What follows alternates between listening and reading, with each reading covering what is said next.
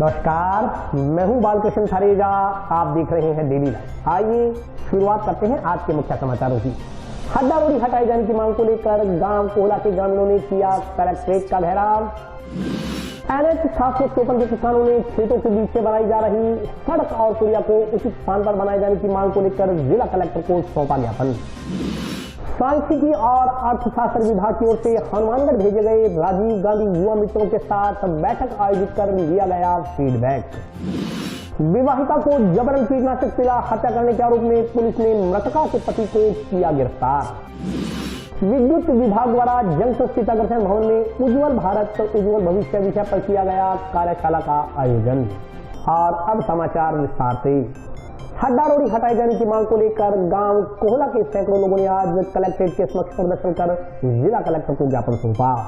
गांव कोहला में जिला स्तरीय हड्डा रोडी बनाने के खिलाफ आंदोलन कर रहे ग्रामीणों ने सोमवार को पूर्व घोषणा अनुसार दर्जनों वाहनों के साथ गांव कोहला से जिला कलेक्ट्रेट तक जन आक्रोश रैली निकाली। ग्रामीणों की मांग की तरफ प्रशासन की ओर से गौर नहीं किए जाने के खिलाफ निकाली गई रैली में शामिल ग्रामीणों में भारी आक्रोश देखने को मिला। हड्डा रोडी हटाओ संघर्ष समिति कोहला के बैनर तले निकाली गई जन आक्रोश रैली में पुरुषों के साथ भारी तादाद में महिलाएं भी शामिल हुई। पूर्व मंत्री डॉक्टर राम प्रताप सहित अन्य भाजपा कार्यकर्ता पदाधिकारी भी जिला कलेक्ट्रेट के समक्ष पहुँचे और मांग को अपना समर्थन दिया। रैली में ग्रामीण ट्रैक्टर, ट्राली, कार, जीप, दुपहिया वाहन पर सवार होकर जिला कलेक्ट्रेट के समक्ष पहुंचे और कलेक्टर कार्यालय का घेराव किया। ग्रामीणों ने जिला प्रशासन और नगर परिषद के खिलाफ नारेबाजी की और जिला कलेक्ट्रेट के गेट के पास सड़क पर धरना लगाकर बैठ गए। ग्रामीणों ने कहा कि हड्डा रोडी न हटाए जाने तक वे कलेक्ट्रेट के सामने से नहीं हटेंगे। सभा को संबोधित करते हुए वक्ताओं ने कहा कि नगर परिषद ने अपने स्वार्थ व अपने हितों के लिए जिला स्तरीय हड्डा रोडी गाँव कोहला के नजदीक स्थानांतरित कर दी। नगर परिषद का यह कार्य अनैतिक व गलत है, क्योंकि गाँव से चिप्ती पंचायत की खाली जमीन पे हड्डा रोडी मंजूर करने से कोहला गांव की करीब 5000 की आबादी का जीना दूभर हो गया है। प्रशासन और सरकार, विशेषकर सरकार और स्थानीय जनप्रतिनिधि इस मुद्दे पर बिल्कुल चुप हैं, जबकि ग्रामीण सड़कों पर उतरकर आंदोलन कर रहे हैं। भारतीय जनता पार्टी हड्डा रोडी हटाओ संघर्ष समिति कोहला की इस उचित मांग का समर्थन करती है। पहले भी पार्टी की कार्य समिति में भी कोहला गाँव से हड्डा रोडी हटाए जाने के संदर्भ में प्रस्ताव लिया गया था।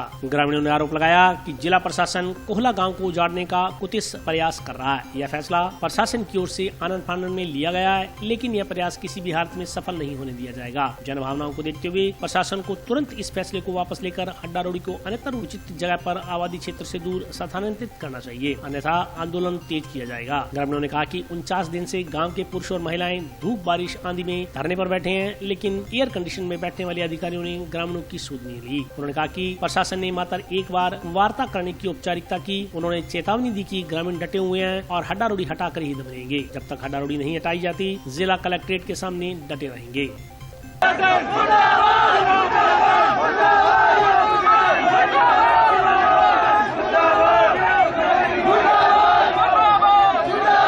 सुनना गाँव नहीं है। आपने ये सोच रखा है यहाँ पे कुछ नहीं है, यहाँ पे भीड़ है, थोड़े वाले बूढ़े और यहाँ पे अज्ञानी लोग रहते हैं। ऐसी कोई बात नहीं है। यहाँ पे सब शिक्षित है और सब अच्छा बुरा हम समझते हैं। ये पीछे दवाल लगा रखे हैं, अपने भाई है, लड़वाने के लिए इन्होंने सामने कर दिए। अगर इतने शेर हैं तो भाग के क्यों जा रहे हैं पीछे वाले गेट से? अगर है तो आए गेट पे। हमारी ये लोकतंत्र है, लोकतंत्र में बात सुननी पड़ेगी और कोई ये निराश ना हो भी हमारी बात नहीं सुनी जाएगी। हमारे भाई बंधु, हमारी माताएं बहनें, हमारा गांव और जो आसपास के गांव है, वो उनका सबका सहयोग है। मैं तो टाउन एरिया का हर आदमी का धन्यवाद करता हूं जो हमारा सहयोग कर रहा है। क्यों ये सुनना समझा इन्होंने भी कोई चीज देनी है, ऑफिस देना है, जंक्शन में ले आओ। यहाँ पे क्या सोने का मुकुट बनाओगे? हमें संशय नहीं बनना साहब है। आपके दिमाग में कहीं पे कोई वितोर बड़ा होगा। शेर है, शेरों की तरह लड़ेंगे। कोहला ग्रामवासी जिला स्तरीय अवैध हड्डा रोडी के विरोध में धरने बैठे 49 दिन हो गए। आज तक प्रशासन ने वार्ता नहीं की, न कोई हिसाब किताब बिठाए हुए हड्डा रोडी हटानी है। मैं इनसे पूछना चाहता हूँ भी आपने जो एक मीटिंग रखी थी वो नकली मीटिंग रखी थी। उस नकली मीटिंग में कोहला वासी आने वाले नहीं है। उस आज 49वें दिन हमने एक आक्रोश रैली, जन आक्रोश रैली लेके कलेक्ट्रेट में, हालांकि बरसात की वजह से, आंधी की वजह से हमारी व्यवस्था खराब हो गई, लेकिन फिर भी हम डटे हुए हैं। हम कलेक्टर साहब का घेराव करेंगे जब तक नहीं हटेंगे, जब तक ये अड्डा रोडी नहीं हटेगा। एक ही डिमांड है हमारी, दो कोला क्योंकि एक ही मांग है, अवैध जिला स्तरीय अड्डा रोडी हटाओ। ज्ञापन साहब कलेक्टर साहब लेने आएंगे। हाँ, मैं हमारे गाँव कोला से आई हूँ। हमारे गाँव में जिला प्रशासन द्वारा अवैध रूप से अड्डा रोडी बन चुके हैं। हमने 3 बार ज्ञापन दे चुके हैं। पहले ज्ञापन में प्रशासन ने हमें कहा था कि हम अड्डा रोडी का कोई ना कोई सोल्यूशन करेंगे, हम जमीन दे देंगे आपको, ये बात हमें लिखित में नहीं दी। दूसरी बार हमारे फिर उन्होंने यही बात की, हम पेड़ पौधे लगा देंगे, वो कर देंगे, वो कर देंगे। हमने यही बात कहा हमें अड्डा रोडी नहीं चाहिए। हमें 48 दिन हो गए। अगर प्रशासन है तो हमारी सुध बुध लेने क्यों नहीं आया अभी तक? है यहाँ पे प्रशासन नहीं है। हम पढ़ने वाले बच्चियाँ, मेरे साथ पढ़ने वाली बच्चियाँ अभी भी कहती है कि हम कलेक्टर बनेंगे। मैं उनसे यही बात कहना चाहती हूँ, कलेक्टर बनने में कुछ नहीं है। उनके पास इतने स्टार कुछ भी हो, पर उनके पास पावर नहीं है जितनी नेताओं के पास है। मैं 12वीं के पास खुद अब नेता बनने के लिए तैयार हूँ, क्योंकि अभी तक प्रशासन बाहर तक नहीं है। उन्हें थोड़ी सी भी शर्म कर लो। आज हमारे साथ इतनी बूढ़ी औरत सारे आज इतनी गर्मी में बैठे, तो अभी वो एसी में बैठे हैं, उन्हें कुछ तो शर्म कर लो। मैं उनसे यही बात कहना चाहती हूँ, अड्डा रोडी तो आपको हटानी ही पड़ेगी निश्चित रूप से। नेशनल हाईवे संख्या 754 के किसानों ने खेतों के बीच से बनाई जा रही सड़क और पुलिया को उचित स्थान पर बनाए जाने की मांग को लेकर जिला कलेक्टर को ज्ञापन सौंपा। नेशनल हाईवे संख्या 754 के किसानों ने भारतमाला परियोजना में निकाली जा रही सड़क पर पुलिया का निर्माण परिवर्तन कर सही जगह पुलिया बनाए जाने की मांग को लेकर ज्ञापन सौंपा। ज्ञापन में कहा गया है कि किसानों के खेतों में NH 754 की भारतमाला सड़क निकाली जा रही है। उक्त सड़क में काफी किसानों की ढाणियां आ रही हैं, लेकिन उक्त किसानों का इसका कोई लाभ नहीं होगा। किसानों ने कहा कि काश्तकारों का लगभग 250 बीघा का रकबा है, जिसमें आवागमन के लिए पुलिया के अलावा अन्य कोई विकल्प नहीं है। रास्ता काश्तकारों ने अपनी भूमि में से मंजूर करवाया है, परंतु 3 बीघे आगे पुलिया बनाने से सभी काश्तकारों को अपने खेतों में जाने के लिए कोई रास्ता उपलब्ध नहीं है। इसलिए जिस जगह काश्तकारों ने अपनी भूमि देकर रास्ता मंजूर करवाया, उसी रास्ते पर पुलिया बनाने के आदेश दिए जाएं। ज्ञापन देने वालों में होशियार सिंह, रोशन लाल, मदन लाल, विनोद कुमार, भूपेंद्र कुमार सहित अन्य किसान मौजूद रहे। हाँ जी, हमारी मांग है कि हमारा चेक है 19 केस हमारे खेत में भारतमाला सड़क बन रही है 754 के, उसके लिए रास्ता चाहते हैं हम। एक तरफ 20 किसान, 15-20 किसान है, एक तरफ एक किसान है। NH एक किसान के कहने पर लग के उसके खेत में बना रही है, और जिस तरफ 15-20 आदमी है उस तरफ नहीं बना रही। कम से कम 100 ही होंगे, 200-250 बीघा जमीन पड़ती है। जो गांव से रास्ता आता है उस रास्ते पे सीध से बनाना चाहते हैं हम, वो दूसरी तरफ बनाना चाहते हैं हम। हमारा निवेदन है कलेक्टर साहब को मिले हैं कि हमारी सुनवाई होवे, NH अपनी मनमर्जी से ना बनावे, हमारे कहने से सीधा रास्ते को बनाए। जो पत्थर नंबर 123, 318, मरबा नंबर 9, किला नंबर 3 और 4 इसमें बनाना चाहिए। हम पुलिया निर्माण के लेकर कलेक्टर साहब से मिले, SDM साहब से भी हमने सुबह जब बात की तो SDM साहब ने बोला कि मैंने 3 बार NH वालों को लेटर लिख दिया है, उसके बावजूद भी पुलिया का वो निर्माण नहीं करवा रहे हैं। कलेक्टर साहब ने हमने आश्वासन दिया कि तुरंत प्रभाव से आपका जो पुलिया जहां आप बनवाना चाहते हो वहां मैं आदेश जारी करवा दूँ। रास्ता जो वहां पे 2 बीघे रास्ता नहीं था, तो वहां के जो काश्तकार थे उन्होंने रास्ते का आदेश कलेक्टर साहब से निकलवा करके मौका मुआयना सारा कंप्लीट करवा करके NH वालों को दे दिया। वहाँ 2 बीघा रास्ता है वो मंजूर कर दिया गया। सांख्यिकी और अर्थशास्त्र विभाग की ओर से हनुमानगढ़ में भेजे गए 40 राजीव गांधी युवा मित्रों के साथ बैठक आयोजित कर फीडबैक लिया गया। सांख्यिकी और अर्थशास्त्र विभाग की ओर से हनुमानगढ़ में भेजे गए 40 राजीव गांधी युवा मित्रों से सोमवार को जिला कलेक्टर नथमल DDL ने फीडबैक लिया। जिला कलेक्ट्रेट सभागार में आयोजित कार्यशाला में फीडबैक लेकर जिला कलेक्टर ने राजीव गांधी युवा मित्रों को प्रेरित किया। मीडिया कर्मियों से बातचीत करते हुए जिला कलेक्टर नथमल DDL ने बताया कि हनुमानगढ़ जिले को 40 राजीव गांधी युवा मित्र आवंटित हुए हैं। राजीव गांधी युवा मित्र सांख्यिकी और अर्थशास्त्र विभाग की ओर से पूरे राज्य में भेजे गए हैं। राजीव गांधी युवा मित्र घर घर जाकर सर्वे करेंगे। सर्वे के जरिए यह पता लगाएंगे कि प्रत्येक घर में ऐसे कौन कौन से लाभार्थी हैं जिन्हें किसी योजना का लाभ दिया जा सकता है। साथ ही बजट में की गई महत्वपूर्ण घोषणाओं और मुख्यमंत्री की ओर से आम जन के हित के लिए चलाई जा रही सभी कल्याणकारी योजनाओं का भी अधिकतम प्रचार प्रसार करेंगे। पात्र व्यक्ति को इन योजनाओं से जोड़ने का कार्य करेंगे। जिला कलेक्टर कलेक्टर ने बताया कि इस संदर्भ में सोमवार को बैठक की गई। उन्होंने बताया कि व्हाट्सएप ग्रुप बनाकर इसकी लगातार मॉनिटरिंग की जाएगी ताकि सरकार की जन कल्याणकारी योजनाओं का अधिकतम प्रचार प्रसार हो सके। सांख्यिकी विभाग के सहायक निदेशक विनोद गोदारा ने बताया कि राज्य सरकार की ओर से राजीव गांधी युवा मित्र से नया कार्यक्रम शुरू किया गया। इसके तहत 40 राजीव गांधी युवा मित्र राज्य सरकार की ओर से हनुमानगढ़ भेजे गए हैं। इन युवा मित्रों का मुख्य कार्य सरकार की सभी जन कल्याणकारी योजनाओं का प्रचार प्रसार, वंचितों को लाभ दिलाना, योजनाओं का लाभ दिलवाने में मदद करना आदि है। इसके अलावा नशा मुक्ति, खेल के प्रति आकर्षित करना आदि कार्य भी युवा मित्रों की ओर से किए जाएंगे। उन्होंने बताया कि राजीव गांधी युवा मित्र प्रशिक्षित हैं जो करीब 1 माह से क्षेत्र में कार्य कर रहे हैं। कई लोगों को योजनाओं से लाभान्वित भी कर चुके हैं। निरंतर जागरूकता फैलाई जा रही है। हनुमानगढ़ जिले को 40 राजीव गांधी युवा मित्र अलॉट हुए हैं। ये department of statics and economics की तरफ से पूरे राजस्थान में भेजे जा रहे हैं।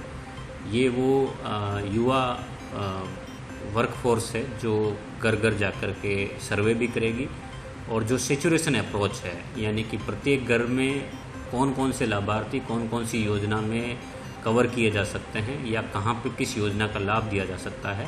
साथ ही बजट में की गई बहुत ही महत्वपूर्ण घोषणाएं और माननीय मुख्यमंत्री जी द्वारा आमजन के हित के लिए चलाई जा रही समस्त कल्याणकारी योजनाओं का भी अधिकतम प्रचार प्रसार और उस आमजन को, एलिजिबल व्यक्ति को उस योजना के लाभ से जोड़ने का कार्य करेगी। इस संदर्भ में आज एक मीटिंग की गई। एक व्हाट्सएप ग्रुप बना करके हम इनका लगातार मॉनिटरिंग भी करेंगे ताकि जो कल्याणकारी योजनाएं हैं उनका अधिकतम प्रचार प्रसार हो, अधिकतम लोगों को लाभ मिले। एक नया कार्यक्रम राज्य सरकार द्वारा स्टार्ट किया गया है, राजीव गांधी युवा मित्र। इसके अंदर 40 युवा मित्र हैं जो राज्य सरकार द्वारा अपने पास भिजवाए गए हैं और इनका जो मेन वर्क होगा वो होगा सरकार की जितनी भी जन कल्याणकारी योजनाएं हैं उनका प्रचार प्रसार करना। कोई वंचित है तो उसको लाभ दिलाना, उसकी सरकारी ऑफिसों में थोड़ी सी हेल्प करना ताकि वो वक्त पर उसको लाभ मिले। इसके अलावा जागरूकता या सामाजिक जो अपने वर्क हैं, नशा मुक्ति, खेल के प्रति आकर्षित करना, इस तरह के ये लोग वर्क करेंगे। तो इससे संबंधित आज कार्यशाला भी आयोजित की गई है जिसमें इनको बताया गया है कि किस तरह से अपने को वर्क करना है। बाकी ये सभी प्रशिक्षित हैं और फील्ड में अच्छा वर्क कर रहे हैं। तकरीबन 1 महीने से लगातार वर्क कर रहे हैं और इन्होंने काफ़ी लोगों को लाभान्वित भी किया है और निरंतर ये जागरूकता भी फैला रहे हैं। इनकी जयपुर में ट्रेनिंग हुई थी, उसी के बेस के ऊपर ये लगातार फील्ड में। अब थोड़ा सा आज इसलिए इनवाइट किया था ताकि इनका फीडबैक भी हमारे पास आ सके और ये मोटिवेट भी हो सके, रेगुलर अच्छा वर्क कर सके। मकसद जो जितनी योजनाएं हैं तो जागरूकता आम आदमी में नहीं होती। कुछ योजनाएं से वो लाभ ले सकता है लेकिन उसे पता नहीं होता या उसको पता नहीं होता कि किस तरह से कौन सा डिपार्टमेंट का लाभ देगा या कहाँ जाके अप्लाई करूं। तो इस बारे में ये लोग जागरूक करते हैं, लगातार उनसे संपर्क करते हैं, उनकी रिक्वायरमेंट देखते हैं कि इस फैमिली की क्या रिक्वायरमेंट है, उसी रिक्वायरमेंट के हिसाब से उसको गाइड करके और योजनाओं का लाभ दिलाने का प्रयास करते हैं। जिले के नौहर कस्बे में विधायक अमित चाचाण ने आज इंडोर स्टेडियम की नींव रखी।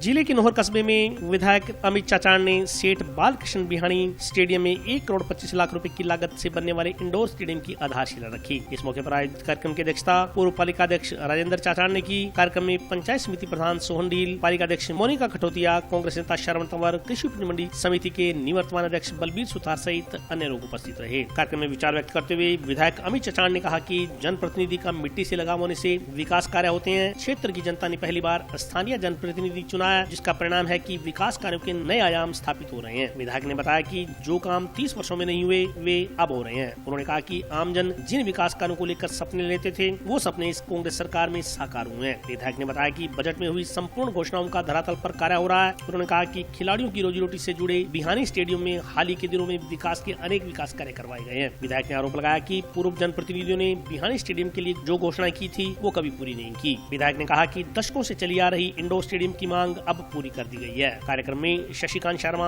रोहिताश कुमार, लालचंद नायक, रजीराम जानी, बुद्धराम शर्मा, जितेंद्र पाल गोदारा, महेंद्र प्रताप मिश्रा, घीसाराम नायक, अशोक कंदोई, हनुमान गोसाई, राजकुमार टिडिया सर सहित अन्य लोग उपस्थित रहे।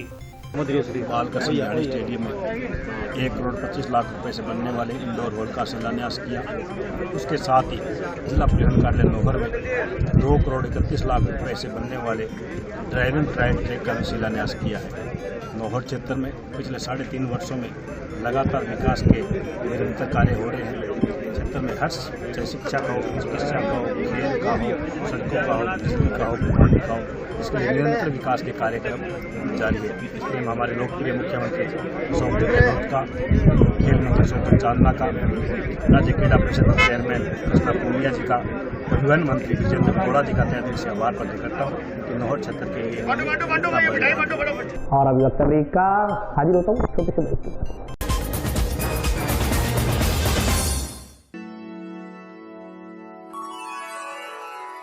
यूं तो कई बार मुझे हंसते देखा है, पर ये हंसी कुछ और है। ये गहना मुझ पर जचता है, पर ये महज एक गहना नहीं। ये रूपरेखा है मेरे मन की, हंसती खिलखिलाती लहरों की, जो आतुर थी अब तक मुझ पर सजने को। इसलिए ये गहना ही मेरा सच्चा श्रृंगार है, श्रृंगार है, श्रृंगार है।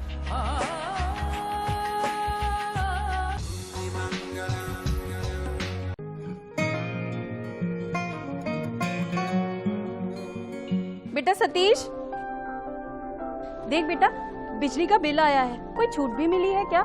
बजट में तो मुख्यमंत्री जी छूट देने के लिए बोल रहे थे। अरे हाँ माँ, इसमें तो 750 रुपए कम करके आए हैं।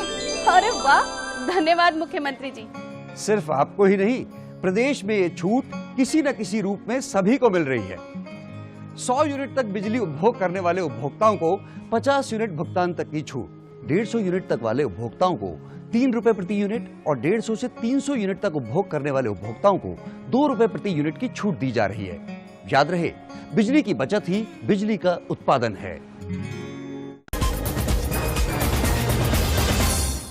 ब्रेक के बाद स्वागत है। आइए नजर डालते हैं अगले समाचारों पर। पुलिस ने अपनी पत्नी को जबरन कीटनाशक पिलाकर हत्या करने के आरोप में मृतका के पति को गिरफ्तार किया है। दहेज हत्या के मामले में महिला थाना पुलिस ने आरोपी पति को गिरफ्तार कर लिया है। गिरफ्तार आरोपी की पहचान रघुवीर सिंह पुत्र नायब सिंह निवासी शापिनी के रूप में हुई है। रघुवीर सिंह पंजाब रोडवेज में परिचालक के पद पर कार्यरत है। पुलिस उप अधीक्षक प्रशांत कौशिक ने बताया कि दहेज हत्या के मामले में रघुवीर सिंह को गिरफ्तार कर कोर्ट में पेश किया गया और 2 दिन का रिमांड मंजूर करवाया गया। उससे अनुसंधान जारी है। उन्होंने मामले की जानकारी देते हुए बताया कि टाउन के महावीर अस्पताल में भर्ती कुलवीर कौर पत्नी रघुवीर सिंह जटसिक निवासी शापिनी ने 3 जुलाई को पुलिस को दिए पर्चा बयान में बताया था कि उसकी शादी रघुवीर सिंह के साथ हुई थी। उसके 2 बेटियां हैं, बड़ी बेटी 10 साल व छोटी बेटी 7 साल की है। उसका पति रघुवीर सिंह, सास गुरप्रीत व ससुर नायब सिंह उसे प्लॉट खरीदने के लिए पीहर पक्ष से 10 लाख रुपए लाने की बात कह परेशान में मारपीट करते रहे हैं। 3 जुलाई को उसके पति ने उसे जबरन कीटनाशक दवा पिला दी। इसके बाद वह बेहोश हो गई। पुलिस ने दहेज प्रताड़ना व हत्या प्रयास के आरोप में मुकदमा दर्ज जांच शुरू की। जांच के दौरान श्रीगंगानगर के एक अस्पताल में इलाज के दौरान कुलवीर कौर की मौत हो गई। इस पर पूरा मामला दहेज हत्या में तब्दील हो गया। ये 3 जुलाई की घटना है। कुलवीर कौर ने हॉस्पिटल में भर्ती हुई थी, उसको जहर पिलाया गया था। इस संबंध में पति सास ससुर के ऊपर मुकदमा कराया गया था और उस मुकदमे में दौरान इलाज इसकी कुलवीर कौर की गंगानगर में मृत्यु के पश्चात इसका पोस्टमार्टम करा के वारिसां को सुपुर्द किया गया। इसका पति जो है रघुवीर सिंह, वो पंजाब रोडवेज में कंडक्टर है, उसको अरेस्ट किया गया है और कल पीलीबंगा कोर्ट में अरेस्ट करके 2 दिन का रिमांड लिया गया। अनुसंधान जारी है। आदर्श बाल निकुंज विद्यालय में बच्चों की आंखों की जांच के लिए नेत्र जांच शिविर भी लगाया गया। आदर्श बाल निकुंज सीनियर सेकेंडरी स्कूल में सोमवार को राष्ट्रीय युवक परिषद के सहयोग से निःशुल्क नेत्र जांच शिविर लगाया गया। शिविर में कक्षा 5 से 12वीं तक के बच्चों के अलावा शाला स्टाफ व स्कूल के वाहन चालकों की आंखों की जांच कर उचित परामर्श दिया गया। शिविर में नेत्र चिकित्सकों ने निःशुल्क सेवाएं दी। साथ ही विद्यार्थियों व शाला स्टाफ की ओर से विद्यालय प्रांगण में पौधारोपण भी किया गया। पौधों की सार संभाल करने का संकल्प लिया गया। शिविर में 135 बच्चों के नेत्र की जाँच की गयी व 11 पौधे लगाए गए। संस्था डायरेक्टर फूल सिंह के अनुसार कई बच्चों को बोर्ड पर लिखी आधी बातें सही सही तरीके से नहीं दिखती थी, लेकिन न तो बच्चे इस बारे में कुछ बताते हैं और न ही उनके अभिभावकों को इसका पता चलता है। इसलिए ऐसे बच्चों की आंखों की जांच के लिए यह शिविर लाभदायक रहेगा। इस मौके पर विद्यालय प्रिंसिपल राजवंत कौर, परिषद सदस्य गिरिराज शर्मा, अध्यक्ष प्रवीण जैन, विनोद नायक, रामकरण वर्मा, लवदीप, रेणु बंसल, अनिल शर्मा सहित अन्य कार्यकर्ता मौजूद रहे। राष्ट्रीय युवक परिषद की तरफ से हमारे विद्यालय आदर्श बाल निपुण senior secondary school Hanumangarh junction में नेत्र जांच का कैंप लगाया गया, जिसमें कक्षा 12 से लेकर के और कक्षा 5 तक सभी बच्चों का नेत्र जांच हुई है। इसके अलावा हमारे स्टाफ में जो 30 स्टाफ मेंबर्स हैं समेत ड्राइवर वगैरह, उनकी भी सबकी जांच हुई है। और ये जो राष्ट्रीय युवक परिषद की तरफ से कार्यक्रम चलाया जा रहा है, ये बहुत ही उत्तम कार्यक्रम है, बहुत ही सराहनीय है और समाज के लिए एक लाभदायक है। बहुत से हमारे गार्जियन को और बच्चों को ये पता ही नहीं लगता कि बोर्ड पर जो लिखा हुआ है वो समझ में आता है कि नहीं आता है, दिखता है कि नहीं दिखता है, धुंधला दिखता है या कैसे दिखता है। ना तो उनके अभिभावक इस बात को ध्यान देते हैं, ना ही बच्चे इस बात को ध्यान देते हैं। ऐसा लगता है मुझे कि जो कोरोना काल आया था उसमें जो सबसे ज़्यादा मोबाइल का यूज हुआ है, उसके कारण से बच्चों की 40% बच्चों का ऐसा आया है कि उनको धुंधला दिखता है, कुछ समझ नहीं आता बोर्ड पे। लेकिन उन्होंने अपने माँ बाप को, अपने गार्जियन को, किसी को भी ये नहीं बताया और ना ही वो टीचर्स को इस बात की शिकायत करते हैं। लेकिन हमें ये महसूस हुआ कि ऐसा इनके लिए होना चाहिए, इनकी आंखें जांच होनी चाहिए। इसलिए हमने राष्ट्रीय युवक परिषद के अध्यक्ष व हमारे अतिरिक्त जिला शिक्षा अधिकारी भाटी जी हैं, उनको ये बात कही तो उन्होंने जो है अपने हमारी बात को स्वीकार करते हुए उन्होंने ये जो है कैंप यहाँ लगाया, जिसमें सारे बच्चों की जांच हुई। जंक्शन के वार्ड नंबर 15 स्थित पार्क में पार्षद नगीना बाई के नेतृत्व में पौधारोपण किया गया। जंक्शन स्थित वार्ड नंबर 15 में पार्षद नगीना बाई के नेतृत्व में पार्क में वार्डवासियों द्वारा पौधारोपण किया गया। पार्षद नगीना बाई ने कहा कि सावन के महीने में पौधारोपण करना सिर्फ पर्यावरण के लिए ही उचित ही नहीं बल्कि धार्मिक दृष्टि से भी इसका महत्व है। उन्होंने कहा कि सावन महीने में जो पौधे लगाए जाते हैं वह निश्चित रूप से पनपते हैं और छाया और ऑक्सीजन प्रदान करते हैं। उन्होंने कहा कि धरती पर प्रत्येक जगह अगर पौधे होंगे तो ऑक्सीजन लेने में आसानी रहेगी और इंसान स्वस्थ रहेंगे। उन्होंने कहा कि पौधों से हमें फल, सब्जियां, छाया प्राप्त होती है। इंसान के जीवन को उन्नत बनाने में पेड़ पौधों का खासा महत्व है। उन्होंने आमजन से अपील की कि प्रत्येक व्यक्ति को अपने जीवन में एक पौधा जरूर लगाना चाहिए। इस मौके पर वार्डवासी मौजूद रहे। आज वार्ड नंबर 15 में नगीना वाटिका पार्क है। इसमें सभी ने मोहल्ला वासियों ने मिलकर के मैंने पौधारोपण किया है कि सावन का महीना है, इसमें जो भी पौधा लगता है लगाते हैं वो बढ़िया लगता है पौधा। और मेरी यही कामना है कि हर पार्क में, हर सड़क पे, हर जगह पौधे होने चाहिए। पौधा है तो ही जीवन है इंसान का। पौधे से बहुत कुछ मिलता है, हमारे को छाया मिलती है, फल मिलता है, पौधे से बहुत कुछ मिलता है। बच्चे छाया में बैठते हैं, इंसान छाया में बैठते हैं, पशु छाया में बैठते हैं। तो मैं हाथ जोड़ के विनती करती हूँ सभी शहरवासियों से कि हर इंसान एक पौधा लगाए और उसकी पालना करे। पौधा है तो जीवन है इंसान का। विद्युत विभाग द्वारा सोमवार को जंक्शन स्थित अग्रसेन भवन में उज्जवल भारत उज्जवल भविष्य विषय पर कार्यशाला का आयोजन किया गया। जंक्शन स्थित अग्रसेन भवन में उज्जवल भारत उज्जवल भविष्य कार्यक्रम का आयोजन किया गया। कार्यक्रम के मुख्य अतिथि विधायक चौधरी विनोद कुमार थे। कार्यक्रम में विद्युत क्षेत्र में हुई प्रगति और वर्ष 2047 तक की आकांक्षाओं पर कार्यशाला का आयोजन किया गया। कार्यशाला को संबोधित करते हुए अधीक्षण अभियंता मांगीलाल बिश्नोई ने कहा कि यह कार्यक्रम भारत सरकार की ओर से आयोजित किया गया है और कार्यक्रम आयोजित करने का मुख्य उद्देश्य बिजली उत्पादन के जो पारंपरिक सोर्स हैं उनसे हटकर गैर पारंपरिक सोर्सों की ओर जाना अब मजबूरी हो गया है। उन्होंने कहा कि विद्युत की बचत के लिए इलेक्ट्रॉनिक कार, इलेक्ट्रॉनिक बसें सहित अन्य विकल्पों की ओर कदम बढ़ाने होंगे। उन्होंने कहा कि रात को बिजली की कटौती रहती है, उसके विकल्प के रूप में दो माध्यमों से हमें बिजली प्राप्त हो सकती है। एक पवन ऊर्जा या थर्मल से इसकी प्राप्ति हो सकती है। उन्होंने कहा कि पवन ऊर्जा के साथ बड़ी त्रासदी ये है कि यह हवा के वेग के साथ काम करती है। जैसे ही हवा का वेग कम होता है, पवन ऊर्जा से बिजली का उत्पादन कम हो जाता है। उन्होंने कहा कि बिजली उत्पादन के लिए उनके दिमाग में एक नया आइडिया आया है। राजस्थान कैनाल में किसानों को 60 दिन ऐसे होते हैं जिसके लिए पानी की बहुत कम जरूरत होती है।